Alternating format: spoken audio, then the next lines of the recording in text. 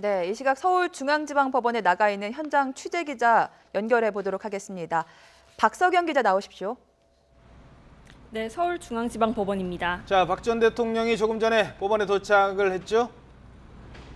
네, 그렇습니다. 박 전 대통령은 오전 8시 35분쯤 서울구치소에서 출발해 30분 만인 오전 9시 5분쯤 이곳 서울중앙지법에 도착했습니다. 법정에 들어가기 위해 후송 차량에서 내릴 때 박 전 대통령의 모습을 잠깐 볼 수 있었는데요.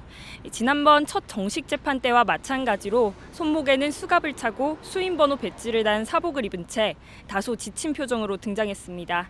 집게핀으로 특유의 올림머리 스타일도 고수했습니다. 박 전 대통령의 두 번째 정식 재판은 조금 뒤인 오전 10시부터 서울중앙지법 417호 법정에서 열립니다. 오늘 재판에는 박 전 대통령만 출석해 미르와 K스포츠재단 출연금 강요 사건의 재판 기록에 대한 증거 조사가 진행됩니다. 재판부는 우선 같은 혐의로 재판에 넘겨진 최순실 씨와 안종범 전 청와대 수석의 재판 기록을 검토할 계획인데요.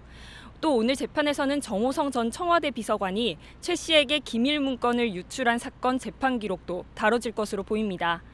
공범이지만 먼저 재판에 넘겨져 이 부분에 대해 심리를 받은 최순실 씨는 오늘 법정에 출석하지 않습니다. 네, 오늘도 검찰과 변호인단의 치열한 공방이 예상되는데요. 검찰 수사 과정에서부터 박 전 대통령은 줄곧 혐의를 부인해왔죠. 네, 박 전 대통령은 검찰 조사 당시 자신에게 적용된 혐의를 강하게 부인한 것으로 확인됐습니다. 특히 최대 쟁점인 592억 원대 뇌물 혐의는 완전히 소설이라면서 사람을 어떻게 그렇게 더럽게 만드느냐며 따져 묻기도 했습니다.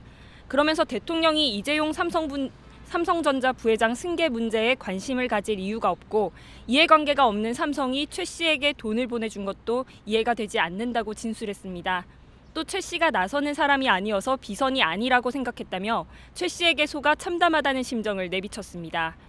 이어 최 씨로부터 돈을 받을 이유가 없고 개인이 사용한 돈은 모두 자신이 냈다며 최 씨와의 경제공동체 의혹도 부정했습니다.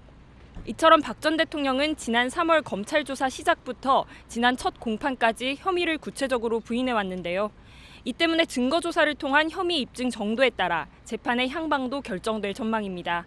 지금까지 서울중앙지방법원에서 YTN 박석영입니다.